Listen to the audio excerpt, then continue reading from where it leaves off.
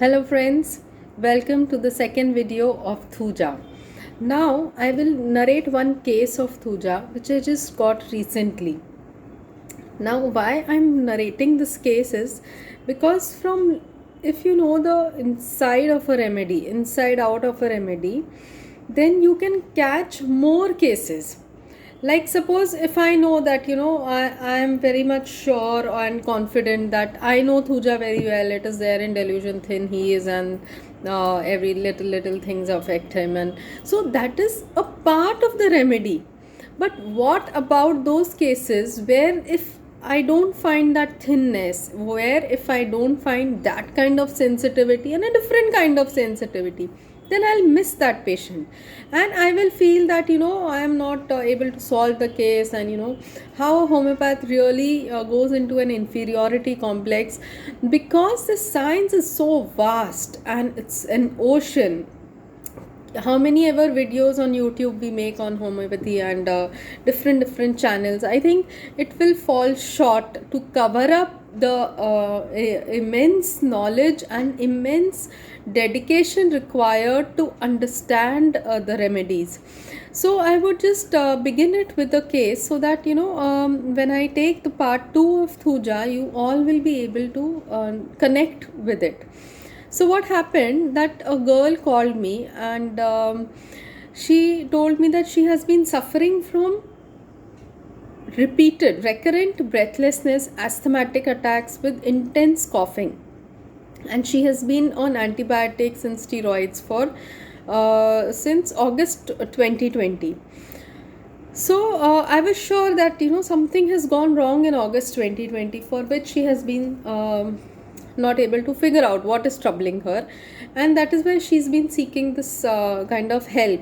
Because she called me up from Assam, and I was sure that Assam is not the cause, but cause is something related to that place. Because before that, then I asked her about her life journey, and with other details that I could connect, because over a phone conversation it's difficult to connect immediately with a person. Like personally you can connect easily, by tone gesture you can understand, but over a phone call where she's already asthmatic, she's not able to speak in a very the way I am narrating or I will be narrating. My speed is little fast, but imagine a girl having breathlessness in talking. So her, so doctor, I have been having this asthmatic attacks and I have been coughing. So this was how she narrated me the story. Even though in acute state, I preferred that I have to know the story rather than just giving and feeling sympathized and giving some acute. I felt, let me listen to her, because she's really suffocated. There are some feelings which are making her suffocated and which have been going on for so long. So the story came out in this way, that she has two elder brothers who are settled in different places. One is abroad and one is in a different city, and she is the youngest one. Okay, now being the youngest sibling, still she was given all the freedom and a lot of love and everything. But after 12th, she moved out of her house, and she was given that kind of liberty, and she had gone for her further studies in Delhi. She completed her studies from two cities, then she moved on to Bangalore to do work in a company. She was given placement in Bangalore. After that, she found another job, and she worked in TCS in Bandra in Mumbai itself for last 2 years. Now what happened that and you can imagine this kind of a scenario where a girl has really enjoyed her liberties, and along with that she's been with her friend circle, she has done her work with all the enthusiasm. That kind of life where you are independent, you're on your own, and you are just chilling out with friends in the night time, and in the daytime you're working, and you're using all your money and you're using all your freedom to enjoy your life. Basically, there was no health issue with her for so long. Now she's 30 years of age, okay, and she's not married. Now what happened, she told me that her father passed away in May 2020. So I was little taken aback that, after the father passed away, she was not sick. She was sick from August 2020 onwards. So I kept on persisting on this question, and then, the story came out in all this gradual way, that after she was like, the father passing away did not affect me, because my father was, we were connected online, and we used to chat almost daily.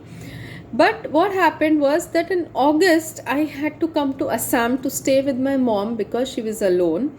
And now I don't want to go back before we complete the rites of 1 year of the death anniversary of my father.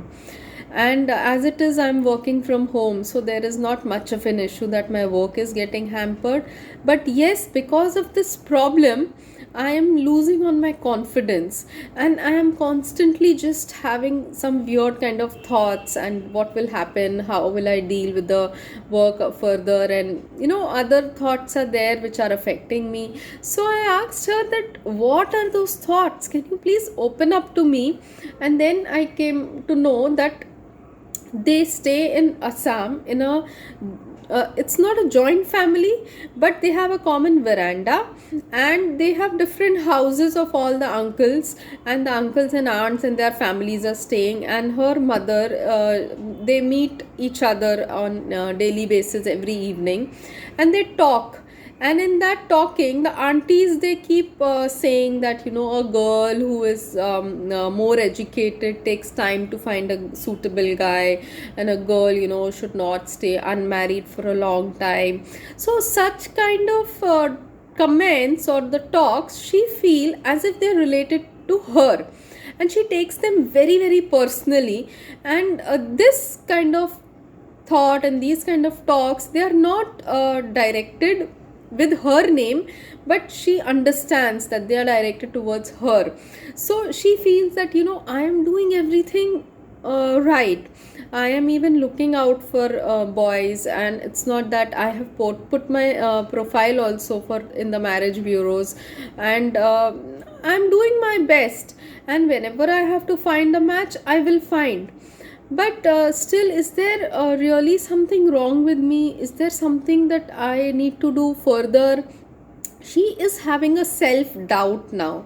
This self doubt is killing her inside. She's like, I'm getting haunted. I feel haunted by such thoughts, that where am I going wrong? What is happening that due to which I'm not able to find a boy? Is this the only thing that I need to do in my life to fall, to be right in the eyes of my aunts? So this is something which is really bothering her a lot, and it's like, they are not telling me anything directly.